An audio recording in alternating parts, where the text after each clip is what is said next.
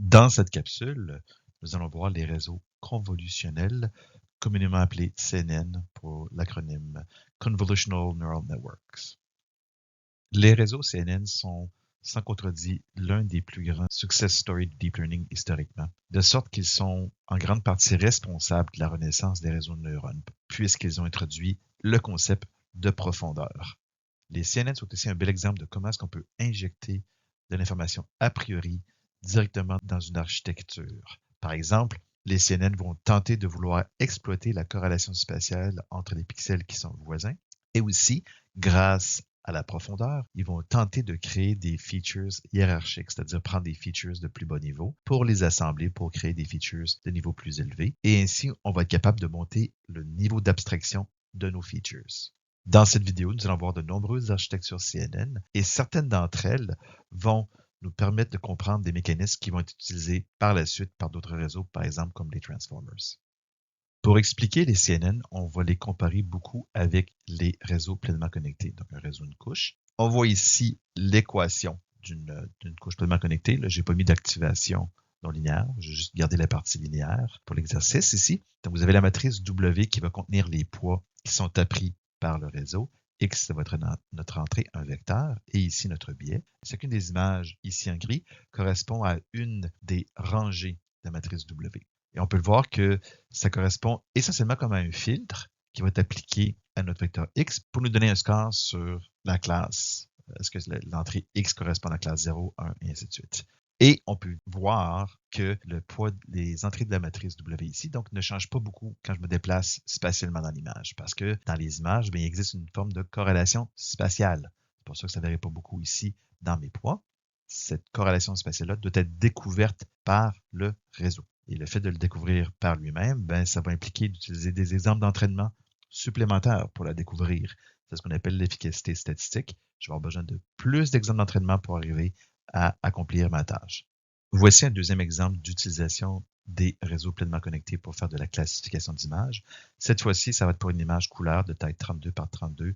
On voit ici 3, c'est pour les 3 couleurs, donc rouge, vert et bleu. On a au final ici 3072 entrées numériques différentes, distinctes. Et si je veux avoir un réseau pleinement connecté pour être capable de traiter l'image, pour faire de la classification, bien, je vais avoir besoin d'une grande quantité de paramètres. Par exemple, on voit ici ma matrice W1. À l'entrée ici, disons que j'ai une couche cachée de taille H1. On voit donc la matrice ici W1 de taille H1 fois 3072. Donc quand même une taille assez élevée. Donc, je vais avoir besoin de beaucoup de paramètres.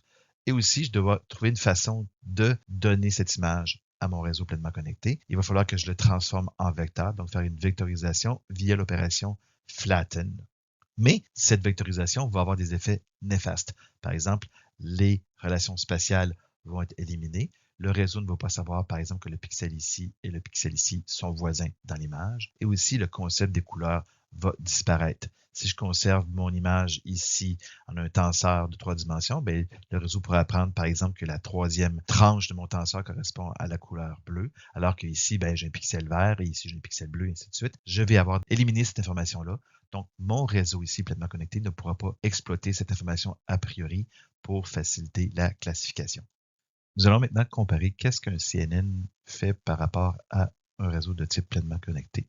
Alors, on voit ici l'équation de notre couche pleinement connectée, donc une matrice W de poids.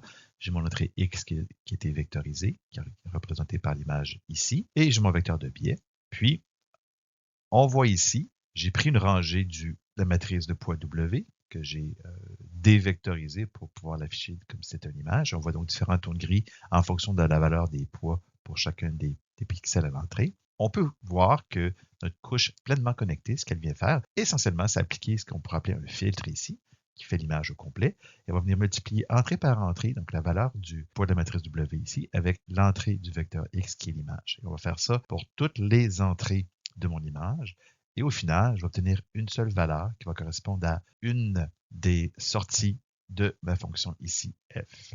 Par contraste, les réseaux CNN, eux, ce qu'ils vont faire, donc toujours j'ai mon image d'entrée ici, je vais avoir ce qu'on appelle un filtre qui est d'une taille beaucoup plus petite que l'image d'entrée. Ici, par exemple, vous avez un filtre de taille 5 par 5 et ce qu'on vient faire, c'est encore là multiplier entrée par entrée le filtre par rapport à l'image d'entrée, mais ici seulement pour la position du filtre. Et par la suite, ce qu'on va faire, c'est le CNN va venir déplacer ce filtre-là pour venir faire l'opération de multiplication entrée par entrée pour chacune des entrées dans cette rangée de l'image. Et je vais obtenir ici en sortie donc un vecteur. Puis, on répète l'opération pour la deuxième rangée de mon image. Je vais déplacer mon filtre. Et voyez ici, j'obtiens maintenant un deuxième vecteur dans ma sortie de ma couche CNN. On répète l'opération ici encore là, une troisième fois. Donc, vous voyez ici la génération de ce troisième vecteur. Au final, je vais obtenir ce qu'on appelle un feature map qui correspond essentiellement à l'activation ou la quantité de ce feature-là dans une position particulière de l'image.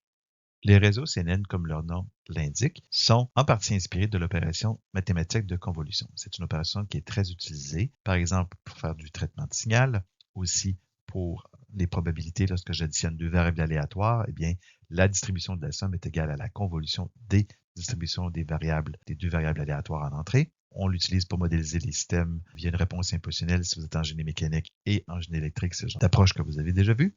Elle est définie comme suit mathématiquement. Ce qu'on voit donc, c'est, j'ai deux ici entrées ici avec la petite étoile.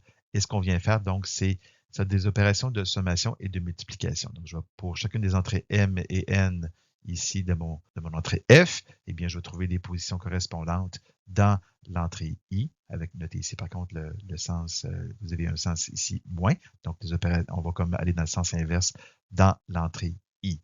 Au sens strict, les réseaux utilisent plutôt ce qu'on appelle la corrélation croisée. Elle est définie comme ci. Elle est très similaire à l'opération de convolution qu'on a vue en haut ici. Mais notez la différence principale, c'est que j'utilise un plus ici au lieu d'un moins. Mais bon, on ne va pas vraiment ici s'y attarder. Ce qui est important encore là de voir, c'est que c'est des opérations de multiplication et d'addition qui vont être faites. Ce sont des choses pour lesquelles les processeurs GPU sont très efficaces. Je vais vous montrer ici un exemple de convolution. Je mets ici entre guillemets parce que, comme je vous ai dit, c'est mathématiquement, de façon rigoureuse, c'est une corrélation croisée, non pas une convolution, mais comme je vous dis, on est pris un petit peu avec le terme en ce moment, les gens appellent ça des CNN, donc on va faire un peu abstraction de cette erreur de nomenclature. Et vous avez ici un filtre F1, donc vous voyez ici, j'ai des valeurs négatives, moins 1, moins 2, 1, 0 et 1, 2 et 1. Donc c'est un filtre qui a été développé pour les problèmes de vision numérique quand on cherche des bordures verticales. Et ce filtre-là va répondre de façon très prononcée dans les situations de bordure verticale. Donc, vous avez ici un exemple typique. Bordure verticale, ça va être quoi?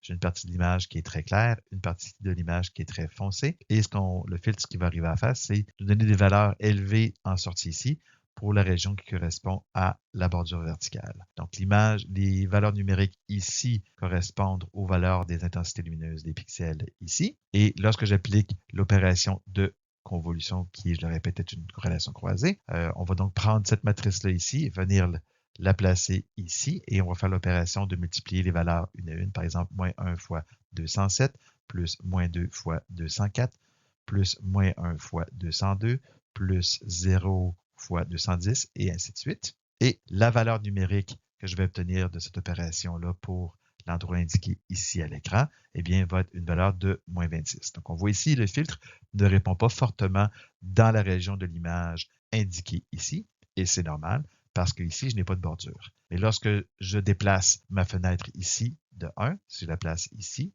ça correspond à la valeur ici. Donc, vous voyez, j'ai une augmentation de la valeur absolue de la réponse du filtre. Donc, vous voyez ici, moins 533, moins 517, ça correspond donc à des régions où j'ai appliqué mon filtre ici ou ici, donc à un endroit où il y a une bordure verticale. Et après ça, vous voyez, le filtre répond beaucoup plus faiblement. Et pourquoi une valeur négative, fortement négative ici? Ça donne l'information que c'est une bordure qui va de clair à foncé. Et si j'avais une bordure qui allait de foncé à clair, eh bien, qu'est-ce que j'aurais comme valeur numérique ici? J'aurais des valeurs numériques très élevées, mais du côté positif. Donc, l'information que le filtre a extrait ici, c'est que j'ai une bordure qui va de clair à foncé. Et c'est une bordure qui est relativement intense puisque les valeurs du filtre ici sont très élevées. Si vous êtes intéressé un peu de mieux comprendre le comportement de ces filtres, je vous invite à aller voir le site web ici pour lequel j'ai mis le lien. Le lien est disponible aussi dans les diapositives et vous allez pouvoir justement vous amuser à appliquer différents types de filtres sur des images pour voir le comportement de ces filtres. Vous allez voir qu'il y a des filtres qui vont extraire des bordures verticales, des bordures horizontales, qui vont chercher peut-être à faire du flou ou à augmenter le contraste et ainsi de suite. Donc, c'est toute la puissance de traitement d'image qu'on obtient ou de traitement d'information qu'on obtient avec ces filtres de convolution. Vous avez justement ici plusieurs exemples de filtres. Par exemple, des filtres pour la détection de bordures verticales. Donc, vous voyez ici, j'ai des valeurs négatives, positives. Bordure horizontale ici, j'ai placé plutôt en des rangées, donc -1, 0 et 1.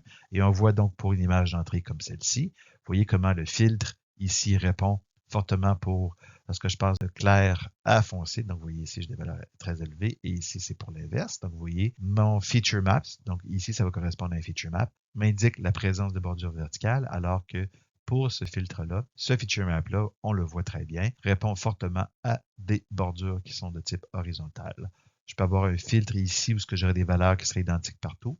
Donc, dans mon image d'entrée ici, vous voyez ce que ça vient faire? Ça vient flouter l'image. Et si je prends un filtre qui est de plus en plus gros, donc vous voyez ici, un filtre de 15 par 15, mais c'est vraiment comme si je faisais un défocus de mon image. Vous voyez ici, l'image elle est beaucoup plus floutée que celle-ci. On voit d'ailleurs que, par exemple, pour les détails faits, comme ici, j'ai du bruit essentiellement dans l'image. Vous voyez comment le bruit il est éliminé, mais en même temps, je suis plus capable de voir des détails fins. Vous voyez la petite lettre ici. Je suis encore capable de lire avec un floutage de 5 par 5, mais un floutage de 15 par 15, vous voyez, ça devient essentiellement un blob gris. Mes filtres, lorsque je les place dans la première couche, vont essentiellement extraire des features qu'on appelle de bas niveau. Historiquement, on avait développé des filtres à la main qui s'appelaient les filtres de Gabor. Et voyez ce que les filtres ici viennent faire. D'abord, il y a la fréquence. Donc ici, on voit que je vais aller chercher des features qui sont fins, alors qu'ici, je m'intéresse plutôt à des features qui sont grossiers, probablement des bordures. Donc, on parle de fréquence et de fréquence spatiale. Donc, ici, c'est une fréquence spatiale qui est basse, fréquence spatiale qui est très élevée. Et on voit aussi que les gens vont développer ces banques de filtres-là aussi pour chercher des bordures dans différentes orientations. Donc, vous voyez ici des orientations de peut-être 27 degrés, 45, je veux dire 70 degrés, 90 degrés, et ainsi de suite. Ces filtres-là, donc, c'est des filtres qui cherchent des bordures. On a aussi des gens qui ont développé des filtres par ondelette. C'est donc ce concept-là de développer des features à la main. C'est un domaine de recherche qui était longtemps à la mode. Et c'est ce qu'on avait vu lors du début du cours de Deep Learning. On a vu que traditionnellement, les méthodes d'apprentissage machine classiques, j'ai mon entrée. À la main, je vais concevoir des extracteurs de caractéristiques comme celle-ci. Et après ça, je vais prendre un classificateur qui va me donner la classe de l'image, par exemple. Comment concevriez-vous des filtres pour MNIST?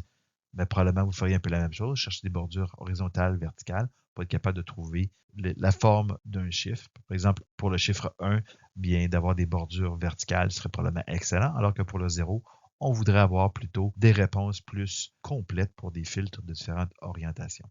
Mais ça, vous faites ça à la main, donc vous avez votre a priori mental en disant, mais je sais à l'avance que 0, ça va avoir des bordures dans toutes les directions. Les CNN, eux, les filtres vont faire partie du graphe de calcul. Ils sont pleinement différenciables aussi. L'entraînement va donc modifier les paramètres à l'intérieur de ces filtres. Et comment l'algorithme d'optimisation va faire ça? C'est en minimisant la perte. Donc, les filtres qui sont développés vont tenter de maximiser les performances de votre tâche, c'est une tâche de classification, sur vos données d'entraînement. Donc, rappelez-vous comment on donne de l'information à un réseau. On le donne via la fonction de perte, donc la tâche que je veux accomplir, mais aussi via les données. Donc, vos filtres vont être adaptés aux données d'entraînement. C'est pour ça qu'on parle de domaine de données.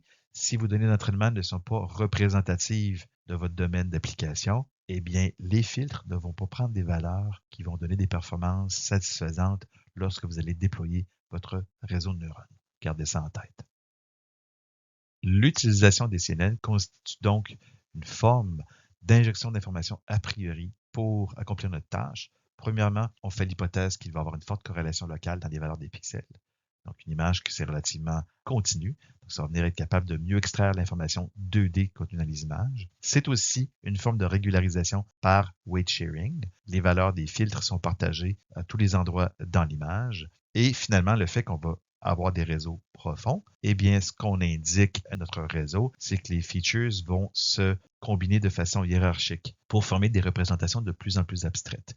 Par exemple, à la base d'un réseau, je vais extraire différentes bordures et à la couche suivante, eh bien, je vais les combiner ensemble pour être capable d'extraire des triangles qui pourraient correspondre à des nez ou j'aurais d'autres features qui seraient, disons, plus comme ceci à la base. Eh bien, à la couche suivante, eh bien, je vais extraire des cercles. Et après ça, la couche suivante, par exemple, je pourrais avoir un feature qui combinerait deux cercles avec un nez pour essentiellement faire une couche qui est adaptée à trouver des visages. Donc, vous voyez, à mesure que je monte au niveau de ma hiérarchie, eh bien, mes features sont de plus en plus corrélées vers les classes que je recherche, vers ce qu'on appelle la sémantique. Ici, ça ressemble à un visage, alors qu'ici, ça ressemble juste à des bordures. Plus je vais aller profondément ou en hauteur, dépendant de comment on voit nos réseaux, plus je vais avoir des features qui sont de type sémantique et moins d'informations spatiales. Les CNN, ça ne date pas d'hier. On a des travaux ici qui datent des années 1980, un article présenté par M. Fukushima. Il a développé, à partir des compréhensions du cerveau qu'on avait à l'époque, du cortex visuel, ce concept-là d'architecture en sandwich, où on va avoir ce qu'on appelle les cellules qui sont simples. C'est des cellules qui vont contenir des paramètres modifiables et des cellules complexes qui vont faire ce qu'on appelle du pooling, donc de rassembler ensemble des features simples. Et on fait ensuite plusieurs couches comme ça qui vont s'enchevêtrer pour arriver à la fin à faire des tâches de classification. Donc, vous voyez, ça commence à avoir des saveurs de réseau neuronal profond. Et là, on parle des années 80.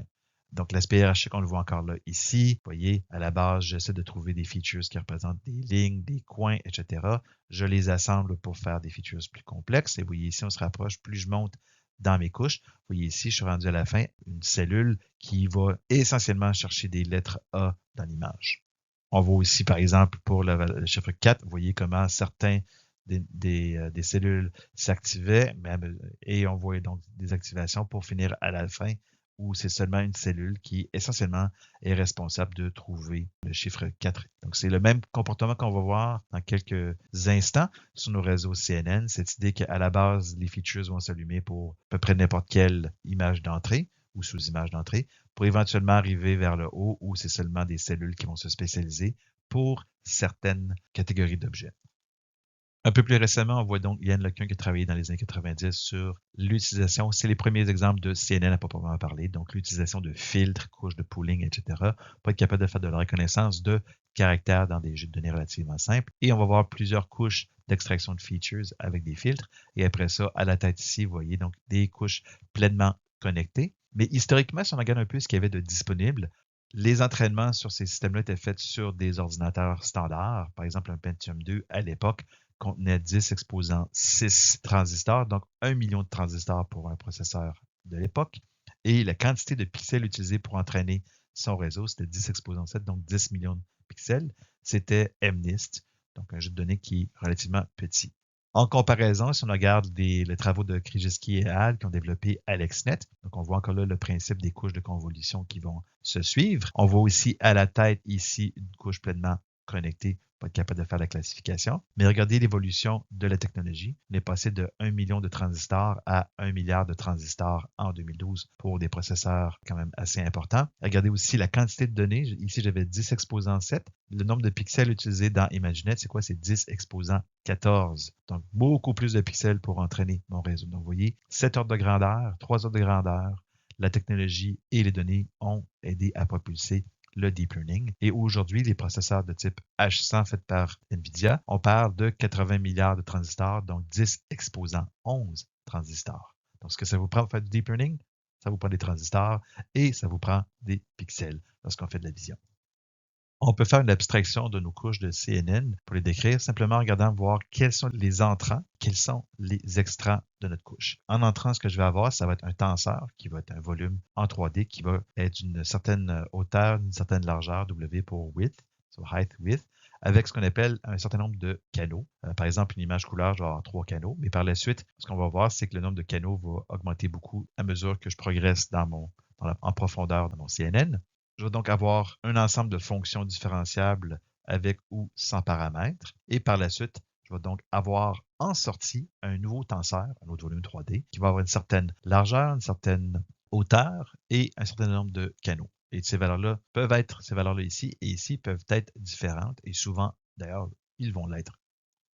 Grosso modo, les réseaux de type CNN sont un assemblage de couches qu'on va empiler une par-dessus l'autre. Certaines de ces couches sont, vous les connaissez très bien, par exemple, une couche pleinement connectée qui sont généralement situées à la tête pour faire la classification à partir des features qui sont extraits. On va voir au fil des diapositives les couches convolutives, des couches de filtres 1 par 1, 3 par 3, 5 par 5, et ainsi de suite. On va aussi voir des couches qu'on appelle de pooling qui vont nous permettre de réduire la dimension spatiale des feature maps, donc des couches de max pooling, couches d'average pooling, global average pooling qui est situé à la tête du réseau juste avant la dernière couche linéaire, par exemple. On va voir aussi des couches qui s'appellent stochastic et fractional, qui sont des couches, je dirais, qui ne sont plus tant utilisées. Et aussi couche de softmax qui va prendre la dernière couche linéaire et sortir ensuite votre distribution de probabilité si vous faites de la classification, par exemple. Et je le répète, le CNN, ça va être donc une combinaison, un assemblage de ces différents types de couches. On va employer une approche par bloc lorsqu'on vient faire la conception de nos réseaux de neurones de type CNN. Ce ne sera pas du spaghetti, ce ne sera pas des alternances d'apparence quasiment aléatoires de type de bloc. Ça va vraiment être un arrangement qui va être systématique et régulier. Vous avez ici, par exemple, notre joli petit minou qui représente l'image d'entrée. Et on va voir un bloc de type A suivi d'un bloc de type B, suivi d'un bloc de type C ou une couche si vous préférez. Après ça, un bloc de type A, type B, bloc A, type B, bloc A, une couche fully connected ici, et après ça, une fonction de sortie qui va généralement être une softmax si je fais de la classification d'images. Donc, vous voyez, c'est un assemblage relativement régulier qui suit un certain patron de haut niveau. Bloc A, bloc B, bloc A, bloc B, ainsi de suite. Donc, ce ne sera pas un mélange aléatoire ou d'apparence aléatoire de différents types de blocs. Et comme ça va être facile de faire des réseaux de plus en plus profonds. Tout ce que je vais faire, c'est augmenter le nombre de ces alternances-là pour être capable d'augmenter la profondeur. Ça va me permettre aussi de réutiliser certains concepts d'un réseau à l'autre en standardisant ces types de blocs-là.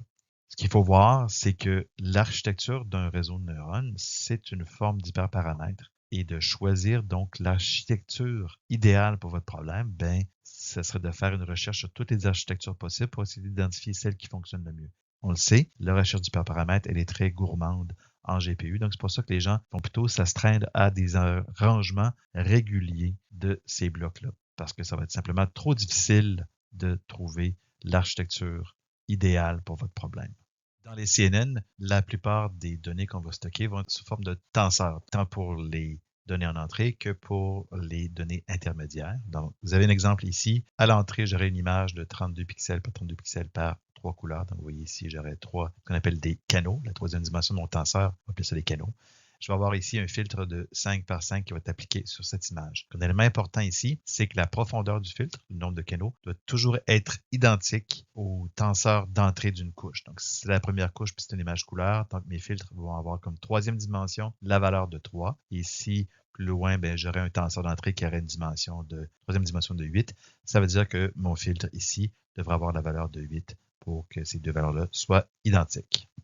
Comme vu précédemment, on va appliquer notre filtre en le faisant glisser sur notre tenseur d'entrée. Vous voyez ici, donc j'ai mon filtre 5 par 5 par 3 qui est appliqué progressivement sur une image de 32 par 32 par 3. Donc, on va faire un produit scalaire entre chacune des entrées de mon filtre. Vous avez ici, par exemple, le W1 qui va représenter les poids de ce filtre-là et le X qui représente le sous-tenseur d'entrée qui est capturé par la taille du filtre ici. Lorsque je fais mon produit scalaire entre les deux, plus le biais, il va y avoir un biais qui va s'appliquer aussi, je vais obtenir une valeur numérique qui va correspondre à la force de ce feature-là pour cette position dans l'image. On fait glisser notre filtre. Donc, vous voyez ici, pour une deuxième position du tenseur d'entrée, j'obtiens avec le produit scalaire et le biais une deuxième valeur numérique, et ainsi de suite pour une troisième position. Au final, lorsqu'on va avoir fait glisser, ou si vous voulez avoir fait convoluer notre filtre sur le tenseur d'entrée, je vais obtenir notre feature map qui va avoir des dimensions ici qui peuvent être légèrement différentes. On va expliquer plus tard pourquoi j'ai 28 et non pas 32. C'est ce qu'on appelle un effet de barre. Donc, je vais avoir une matrice, ou si vous préférez un tenseur de H par W par 1 étant puisque ici c'est juste pour un filtre. Donc, essentiellement, cette tranche-là de mon tenseur va me dire combien présent est le feature F1 à l'endroit de l'image. Donc, par exemple, pour l'entrée ici dans le feature map, ça va me dire c'est quoi la force du feature dans cette région-là du tenseur d'entrée. Ça, c'était pour un filtre. Et à chaque couche CNN, ce qu'on va avoir, c'est plutôt une banque de filtres. Ici, j'ai un deuxième filtre que j'appelle F2. Et lui aussi, on va venir l'appliquer de la même façon, le faisant coulisser sur le tenseur d'entrée. Ça va donc me donner un deuxième feature map ici, donc le feature map 2. Donc, à ce stade-ci, si j'ai deux filtres dans ma banque pour cette couche-là, je vais avoir un tenseur qui va avoir donc comme troisième dimension la valeur de 2. Et on continue. Disons que j'ai un troisième filtre dans ma banque pour cette couche-là. On le réapplique. J'obtiens un troisième feature map. Au final, disons que j'ai 8 filtres dans cette première couche CNN. Ce que je vais obtenir, c'est donc un tenseur de sortie qui va être de dimension ici 28 par 28. Mais chose importante, je vais avoir, vous voyez ici, je vais avoir 8 feature maps. Donc la troisième dimension de mon tenseur, ça va être 8. J'illustre justement cette situation-là. Vous voyez, on va comme, si vous voulez, simplement, j'ai collé les différents feature maps ensemble pour vraiment bien illustrer que en sortie de ma couche CNN, j'ai un nouveau tenseur de taille ici 28 par 28 et de taille 3 pour la troisième dimension, 8, je le répète, parce que j'avais 8 filtres dans ma banque pour la première couche. Ces valeurs numériques-là vont correspondre à la préactivation de mon neurone. Si vous voulez, chaque entrée ici pourrait correspondre à un neurone, donc la préactivation. Je dois donc maintenant appliquer ma fonction non linéaire. Rappelez-vous, on doit toujours avoir une non-linéarité pour empêcher la dégénérescence d'un réseau profond vers simplement une couche linéaire. Donc, on va appliquer la non-linéarité. Donc, lorsque je l'applique sur mes différentes entrées individuellement, disons que j'applique une relue, eh bien, je vais avoir des entrées maintenant dans mon tenseur, un tenseur qui est d'ordre 3. Eh bien, je vais avoir une espèce de gruyère. Là. Je vais avoir des petits trous, des petites bulles. Là. Donc, c'est ici pour vraiment illustrer que l'application de la non-linéarité se fait pour chacune des entrées individuelles de mon tenseur de sortie. Donc, pour les 28 fois 28 fois 8 valeurs numériques contenues dans mon tenseur. Au final, donc, ce feature activation map-là, c'est ce qui va nous donner donc de l'information sur le contenu sémantique ou contenu de features dans l'image.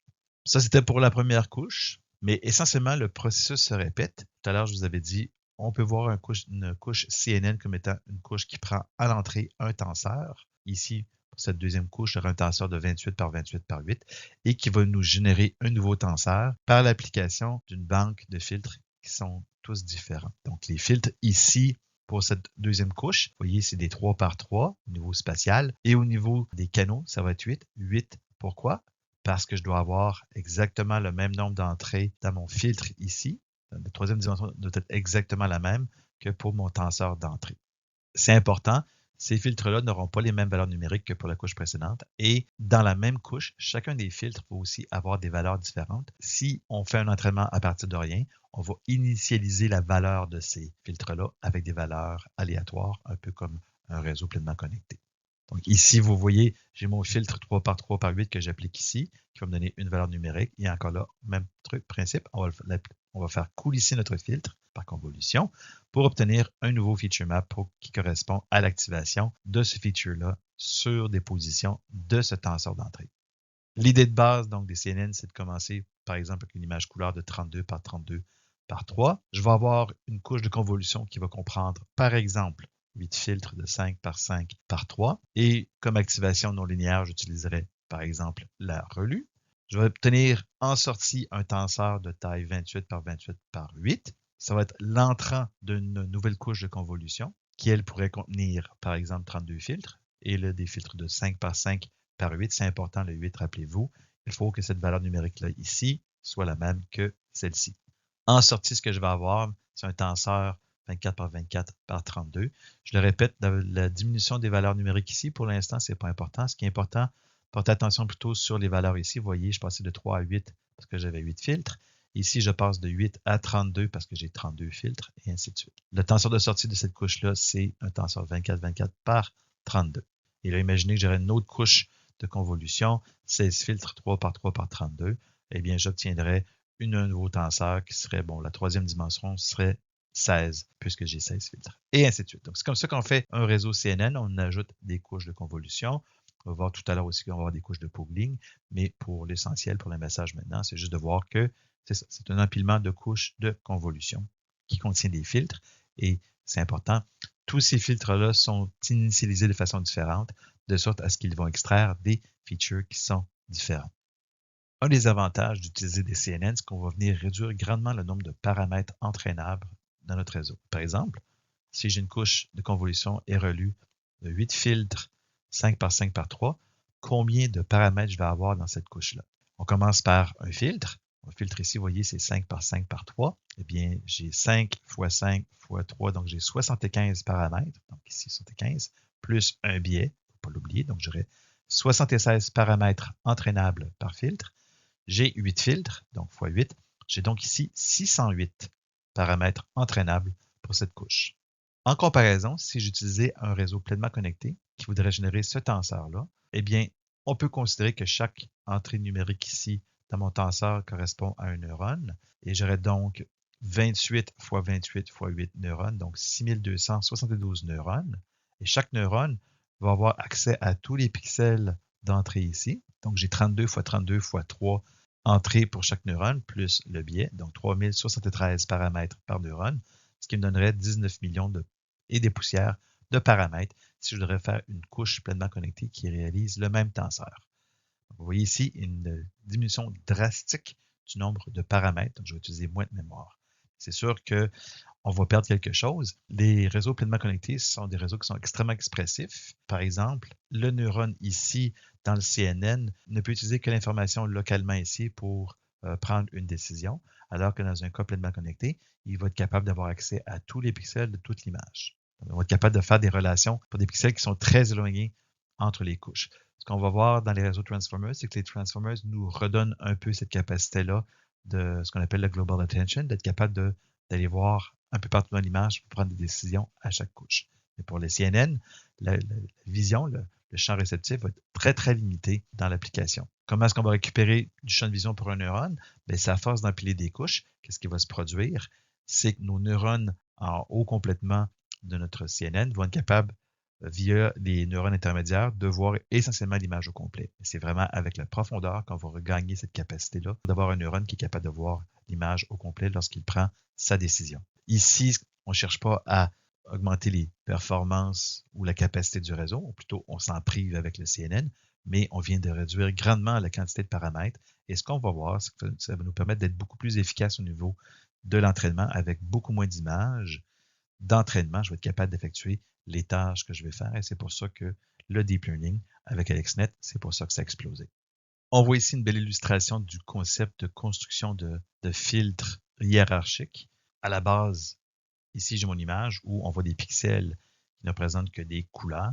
Et la première couche d'un réseau CNN va tendance à se concentrer à trouver ce qu'on appelle des bordures. Donc, vous avez ici des illustrations de filtres qui ont été réellement entraînés sur des images naturelles.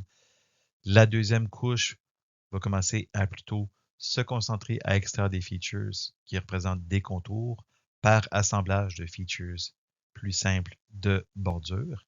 Et après ça, vous voyez, troisième couche, on va commencer à trouver des parties d'un objet et ainsi de suite pour finir en haut là, avec la classification genre voiture, personnes et animaux.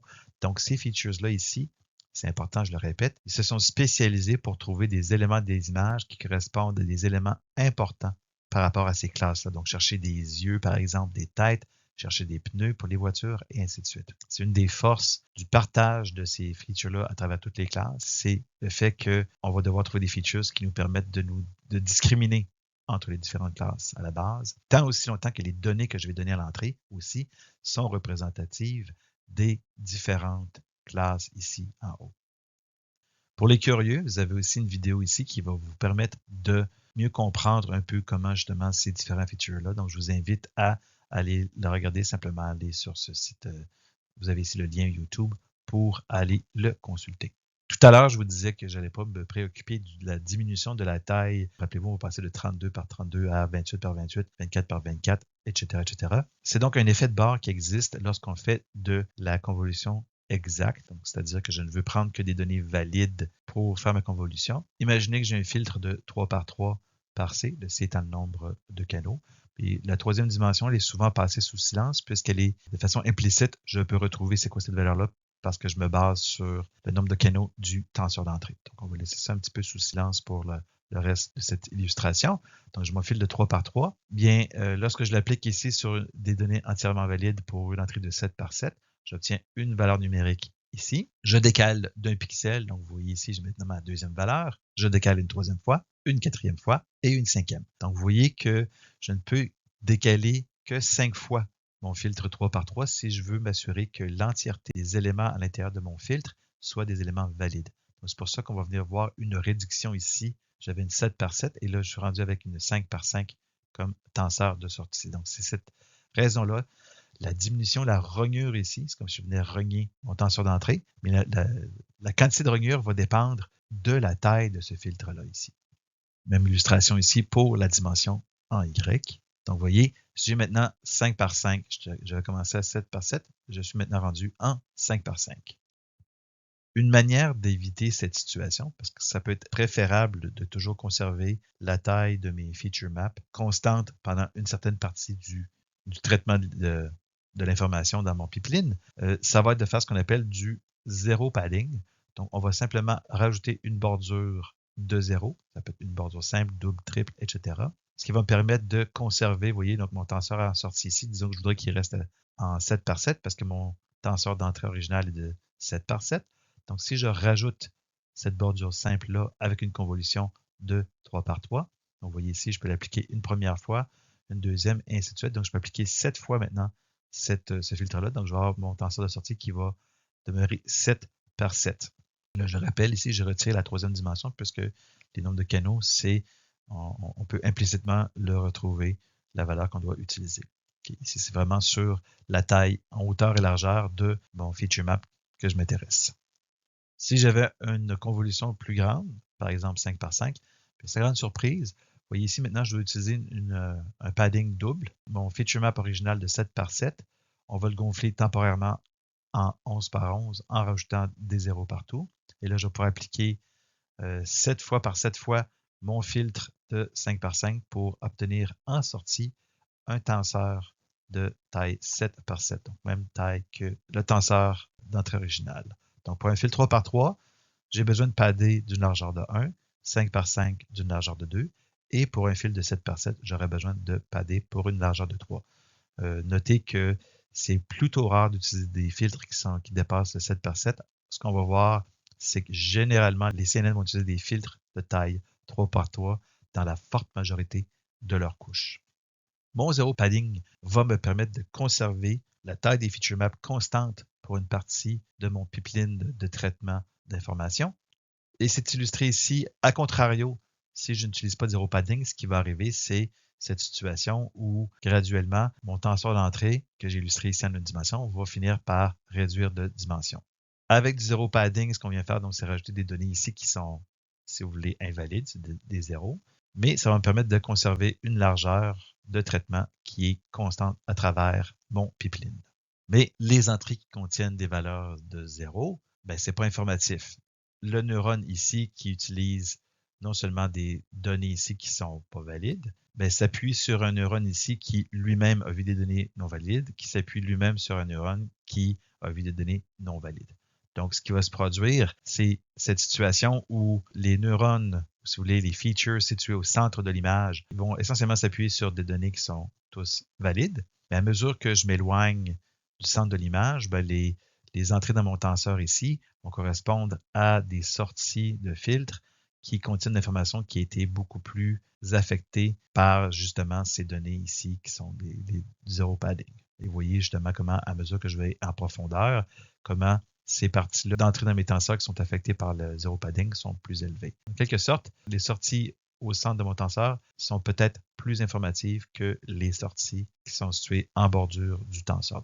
Ceci étant dit, les gens n'en parlent pas trop, probablement parce qu'au final, le réseau finit simplement par s'habituer qu'il va traiter l'information qui est non valide et il ne va pas vous en tenir rigueur. Donc, lorsqu'il va s'entraîner, il va utiliser des features qui vont tenir compte en partie du fait que parfois il y a des données non valides lorsqu'on est en bordure. Donc, ça ne semble pas être trop problématique. Les gens, à mon avis, ne font pas grand cas de cette situation, mais je pense que c'est quand même important pour vous de le savoir. Quelques questions pour vous, savoir si vous avez bien assimilé le matériel. Donc, imaginez que vous avez une image d'entrée de 224 par 224 pixels et c'est une image couleur, donc vous avez ici 3 canaux, rouge, vert et bleu. Quelle va être la taille du filtre qui va être appliqué sur cette première couche de CNN? Alors, la réponse, c'est ça va être un filtre de 5 par 5 par 3. Pourquoi? Parce que la troisième dimension de mon filtre ici doit être égale au nombre de canaux à l'entrée, donc dans mon tenseur d'entrée de ma couche CNN.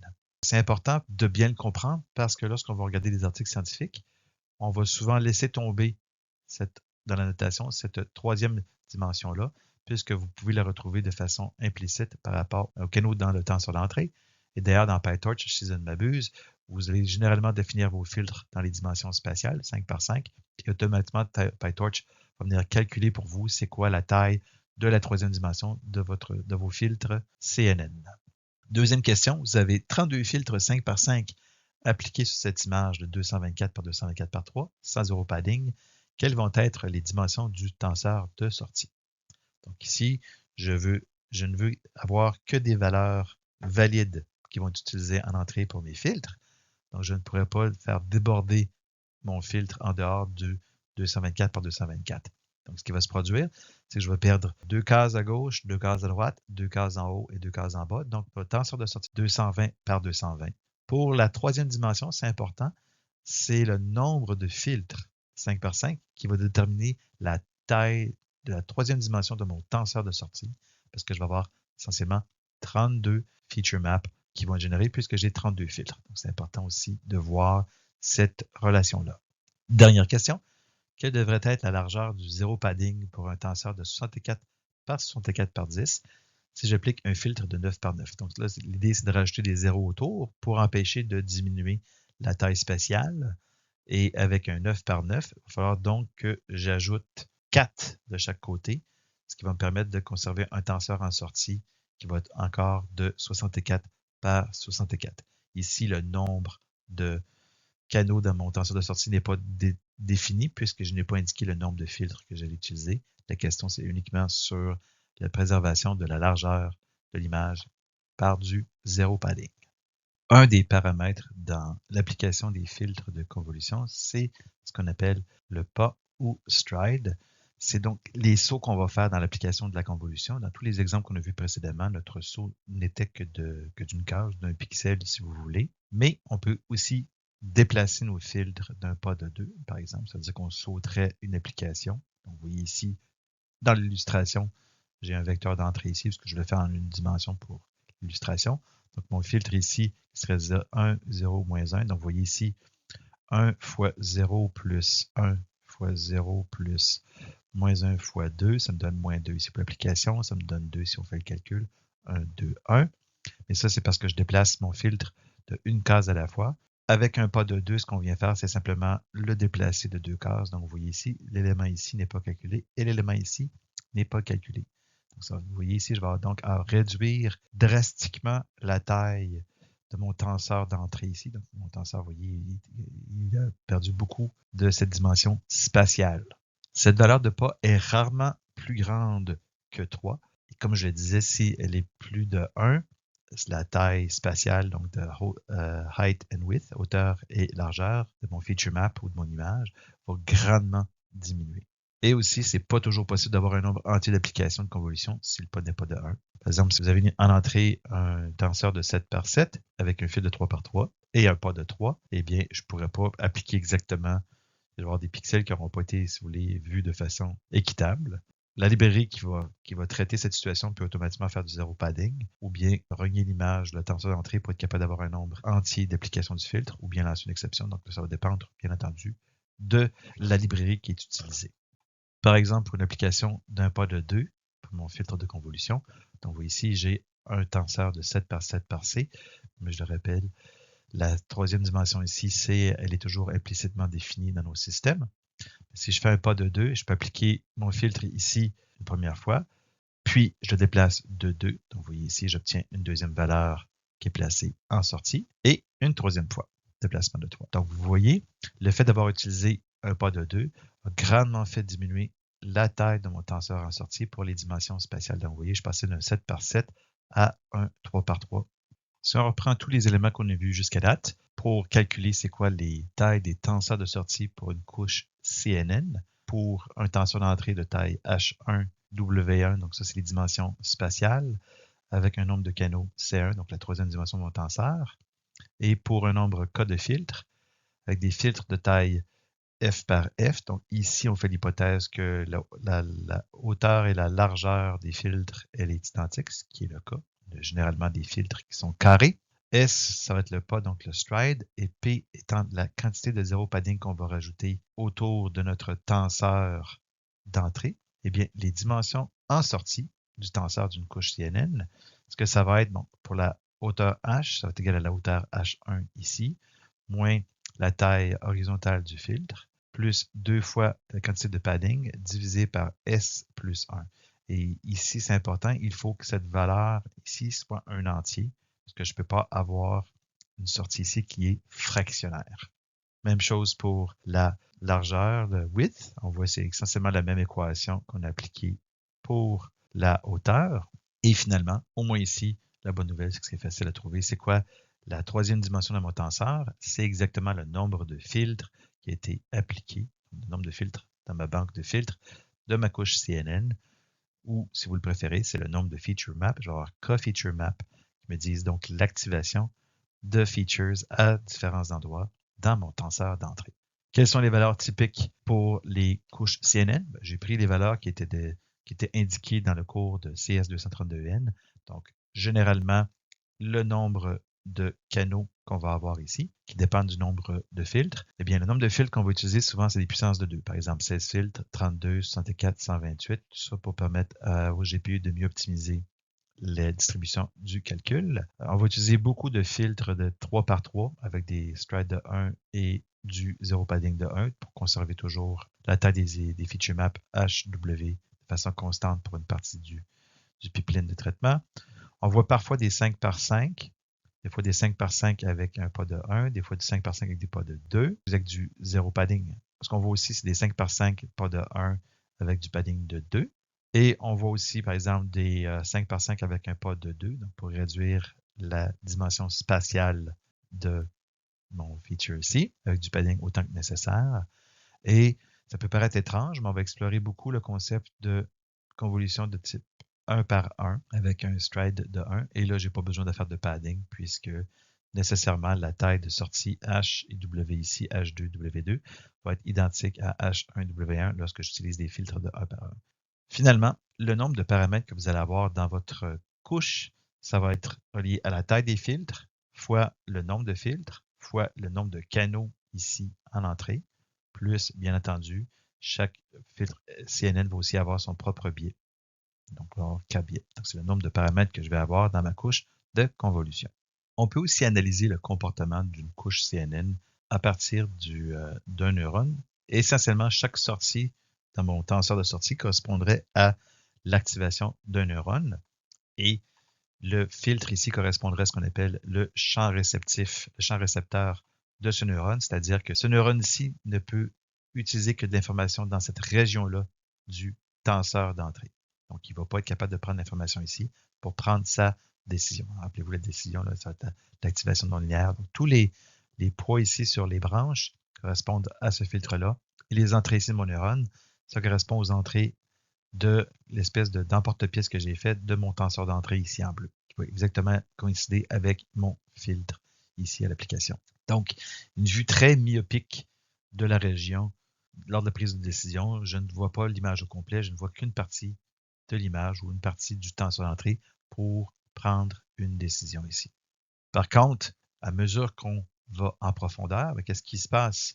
C'est le neurone ici va prendre sa décision basée sur ces 3 entrées-là, mais le neurone à la couche suivante ici, qui utilise les sorties des neurones ici, essentiellement va utiliser l'information de toutes ces entrées-là pour prendre sa décision. Donc, c'est pour ça que, à mesure qu'on va en profondeur, on va finir par avoir des neurones, des filtres qui vont être capables de prendre des décisions basées sur le contenu entier de notre tenseur d'entrée, qui peut être une image, par exemple. Donc, ça, c'est important. La profondeur vient nous aider à augmenter le champ réceptif des neurones. Tout ce qu'on a vu à date, c'était pour des couches qui contenaient des opérations de calcul qui impliquaient des paramètres entraînables. Ici, on va voir des opérations qui ne vont pas contenir de paramètres entraînables et qui vont servir essentiellement à réduire les dimensions spatiales, donc la hauteur H, la largeur W, dans les feature maps pour être capable, si vous voulez, d'avoir moins de régions à traiter et quelque part de venir comme pousser l'information plus au niveau de la sémantique. La première opération qu'on va définir, c'est le max pooling pour un tenseur d'entrée. Donc, vous voyez ici, j'ai un tenseur de 4, disons de 4 par 4, un tenseur très petit, et le nombre ici de dimensions n'est pas important. Donc, pour chacune des entrées dans un feature map, disons le feature map ici qui serait le 1, 2, 3, 4, 5. Donc, le cinquième, je vais récupérer donc l'information de ce cinquième feature map-là. On va donc spécifier la taille 2 par 2 et après ça, le pas, donc un pas de 2. Donc, ce que ça va faire, c'est dire, bon, dans la région ici, retourne la valeur maximale. Donc, la valeur maximale ici, 5, 3, 4, 0. Eh bien, la valeur, c'est 4. La valeur maximale ici, c'est 9. La valeur maximale ici, c'est 4. Et la valeur maximale ici, c'est 3. Donc, vous voyez ici, la sortie de ma couche, ça va être 5, 9, 4 et 3. Notez la réduction drastique de la taille. Vous voyez ici la largeur et la hauteur. On est passé de 4 par 4 à 2 par 2. Donc, vous voyez ici, c'est vraiment un élément important pour notre max pooling. Le max pooling, je dois définir une taille pour mon filtre de max pooling 2 par 2, le pas. Des valeurs usuelles, c'est quoi? C'est un filtre de 2 par 2 avec un pas de 2, des filtres de 3 par 3 avec un pas de 2. Et on voit ici, en termes de changement de dimension de notre tenseur d'entrée, donc vous voyez, j'ai un tenseur de H1W1 par C1. Eh bien, ici, la troisième dimension, le nombre de canaux, va être identique entre le tenseur d'entrée et le tenseur de sortie. Ce qu'on voit surtout, c'est une réduction au niveau de la taille spatiale. Donc, vous voyez la nouvelle dimension en hauteur, c'est égal à H1 moins F. Donc, H1, c'est ici, moins la taille de mon filtre, plus 1. Encore là, ici, je dois avoir une valeur qui doit être un entier. Et pour la largeur, même chose, W1 moins F divisé par le pas S. Donc, vous voyez ici, lorsque je fais un pas qui n'est pas égal à 1, c'est là que la réduction de dimension s'opère. Tel que mentionné au début, les couches de pooling n'ajoutent pas de paramètres entraînables. Comme on avait vu pour les graphes de calcul, c'est important de bien comprendre la propagation du gradient pour nous aider à comprendre est-ce que le système va apprendre. La question que je vous pose aujourd'hui, c'est comment va se propager le gradient dans une couche de max pooling telle qu'illustrée plus bas? Eh bien, la réponse, c'est seulement dans l'entrée maximale de chaque filtre, donc l'entrée qui a été choisie dans un filtre de max pooling, qui va recevoir le gradient. Ça voudrait donc dire, pour le gradient qui arriverait dans l'entrée 5, eh bien, le gradient viendrait se propager seulement dans cette partie-là du graphe de calcul. Pour l'entrée 9 ici, eh bien, ça va seulement être dans cette entrée-là ici qui va recevoir du gradient. Donc, pas de gradient qui va arriver dans ces directions-là. Même chose ici, je n'aurai pas de gradient qui va arriver. Pour 4, je vais avoir le même ritournelle. Mon gradient va se propager ici, mais je n'aurai pas de gradient qui va arriver dans cette partie-là du graphe de calcul. Et pour l'entrée ici, ben, c'est ici que je vais avoir mon gradient et je n'en aurai pas par ici. Donc, on peut quand même voir ici que ça peut avoir un impact non négligeable sur la propagation du gradient. L'average pooling fonctionne de manière similaire au max pooling, sauf qu'au lieu de faire l'opération de maximum sur la taille du filtre, on va plutôt faire la moyenne dans le filtre lui-même. Donc, par exemple, ici, vous voyez, j'ai 5, 3, 4, 0. Donc, faire la moyenne, donc j'ai 5 plus 3 me donne 8. 8 plus 4, 12. 12 plus 0 me donne 12. Donc, 12 divisé par 4, ça me donne 3. Même chose ici, 3 plus 0 ça me donne 3, plus 9, 12, 12 plus 4 me donne 16, 16 divisé par 4 me donne 4, et ainsi de suite.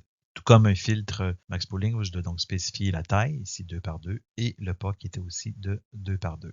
Si on compare le max pooling au average pooling, dans le cas du average pooling, on ne va pas choisir un feature en particulier. On va faire la moyenne des features pour la taille du filtre, alors que pour max pooling, on va en choisir un dans le groupe des features sous le filtre. Ce qui va se produire, ça va comme le average pooling va avoir tendance à comme filtrer. Alors pour ceux qui connaissent le traitement signal, c'est comme un filtre passe-bas, comme un flou. Ça va avoir tendance comme à flouter nos features. Donc, ça va les lisser, alors qu'une opération de max a tendance à plutôt à augmenter le contraste entre les différentes régions du feature map.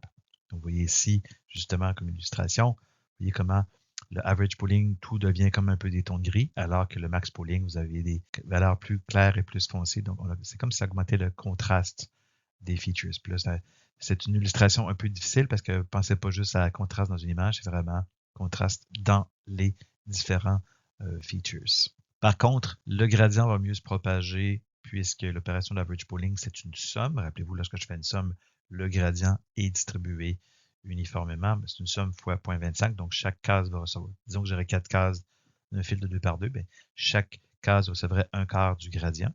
On va néanmoins voir une application particulière du average pooling qui a été introduite par le réseau Network in Network, qui est l'idée du Global Average Pooling, où là, je vais prendre les feature maps en haut complètement de mon CNN, un feature map qui peut être par exemple de 7 par 7, et on va littéralement faire la moyenne sur les 49 cases, donc 7 fois 7 égale 49, on va faire la moyenne sur le feature map au complet pour ne sortir qu'une seule valeur numérique pour un feature map, ou si vous préférez, une valeur numérique par canal de notre tenseur de sortie en haut complètement de notre backbone d'extraction de features de CNN. Les opérations de pooling vont nous permettre de réduire les dimensions spatiales des feature maps, des tenseurs. Notez qu'on peut le faire aussi avec des convolutions qui ont des pas, donc des strides qui ne sont pas égales à 1, donc un pas de 2 par exemple. Règle générale, ce que vous allez voir dans les différentes architectures, c'est lorsqu'on va venir réduire la dimension spatiale de nos tenseurs, on va en profiter pour augmenter le nombre de filtres dans nos couches, de sorte à ce que la quantité d'informations ou la quantité de calcul qu'on exécute par couche reste la même. Donc, si je réduis la dimension spatiale, je vais augmenter le nombre de canaux. Et les dimensions des canaux, on peut le voir comme étant l'endroit où on stocke de l'information sémantique. Donc, quand j'ai peu de canaux, je vais avoir peu d'informations sémantiques. Et quand j'ai beaucoup de canaux, bien, j'ai beaucoup plus d'informations sémantiques. Ça va nous permettre d'augmenter la richesse de la représentation de l'abstraction, donc de se rapprocher d'une représentation sémantique, donc la classe des objets, et non plus une information qui est dite spatiale. Et pourquoi faire du max pooling au lieu de faire une moyenne? Le max pooling a tendance justement à aller chercher des features qui sont importants pour la décision. Donc, est-ce que j'ai un feature qui est présent ou absent dans mon filtre? Alors qu'avec l'average pooling, c'est un peu comme on vient un peu noyer cette information-là parce que tout le monde peut quand même contribuer à la prise de décision. C'est un peu peut-être une façon de voir les choses, max pooling versus average pooling. Un autre avantage du pooling, c'est que ça va permettre d'augmenter rapidement le champ réceptif des filtres. Donc, un filtre va être capable d'observer l'image ou les données d'entrée sur un plus grand champ spatial. Aussi, le pooling va conférer une certaine invariance aux transformations géométriques, si on parle d'image, puisqu'on parle ici de CNN, ce qui veut dire que même si je tasse de 1 pixel ou quelques pixels, bien, l'opération de max pooling, bien, si je déplace le maximum et que le maximum demeure dans cette fenêtre-là, bien, la sortie du filtre de max pooling va rester la même. Donc, c'est une façon encore là d'inculquer une a priori, cette fois-ci dans l'architecture elle-même. On dit un chat demeure un chat, même si je le tasse de quelques pixels ou quelques dizaines de pixels. C'est aussi valable pour les rotations, l'échelle et tout ça. Donc, c'est quelque chose qui est important pour aider nos réseaux à bien généraliser aux transformations géométriques. Et j'aimerais que vous gardiez en tête l'illustration que j'ai placée ici à droite. À la base, lorsqu'on commence notre traitement, on a une image ici. Les valeurs d'entrée typiques des premiers réseaux de CNN, c'était des tailles de 224 par 224 pixels où on faisait de la convolution, max pooling, ce qui venait diminuer de moitié la taille, ici 112 par 112, convolution, quelques couches de convolution, du max pooling, que là on diminue la taille, etc. etc. Donc vous voyez l'empilement de plusieurs couches, là je n'ai mis qu'une seule, mais essentiellement c'est plusieurs couches de convolution, du max pooling. Et à chaque fois qu'on fait du max pooling, la taille spatiale du feature map diminue. Notez que j'ai complètement évacué le nombre de canaux ici, ce qui est assez commun lorsqu'on présente les CNN. Pour finir, par exemple, au sommet de mon traitement par des CNN, par un feature map de 7 par 7, on va voir justement le Global Average Pooling. Donc, je viens faire la moyenne sur chacun des canaux ici de 7 par 7 pour avoir un vecteur qui va être de la même taille que le nombre de canaux ici. Après ça, une couche de linéaire qui va faire office de classificateur et mon softmax pour avoir des probabilités. Okay. Donc, vous voyez ici, au sommet, j'ai des classes, j'ai 1000 classes pour ImageNet. C'est un réseau qui a été développé pour ImageNet. Donc, vous voyez ici, j'ai 1000 classes par 1. Donc, je n'ai plus d'informations spatiales du tout. Ce n'est que de l'information sémantique, alors qu'à la base ici, je n'ai que de l'information de pixels. Donc, c'est ça ici. L'information ici, elle est 100% spatiale. Au sommet, elle est 100% sémantique. Et le fait de réduire la taille spatiale et d'augmenter le nombre de canaux, c'est un peu, on vient pousser l'information spatiale vers de l'information sémantique. Donc, vous voyez ici, ma taille spatiale diminue, mais le nombre de canaux augmente. C'est un peu l'idée, imaginez que vous avez de la pâte à modeler. Vous prenez votre pâte à modeler et vous l'écrasez un peu, mais le volume reste le même. C'est juste qu'au lieu de l'avoir en dimension spatiale, vous l'avez plus en sémantique. Donc, c'est un peu cette idée-là. Et surtout, c'est cette adaptation graduelle pour essentiellement passer d'une représentation spatiale, purement spatiale, vers une représentation purement sémantique. Et ça semble être extrêmement courant dans les architectures neuronales de faire cette adaptation progressive du spatial vers le sémantique. Ceci conclut la présentation des différentes composantes de base des CNN et dans la prochaine capsule vidéo, nous allons voir les architectures historiques qui sont venues façonner l'évolution des CNN jusqu'à nos jours.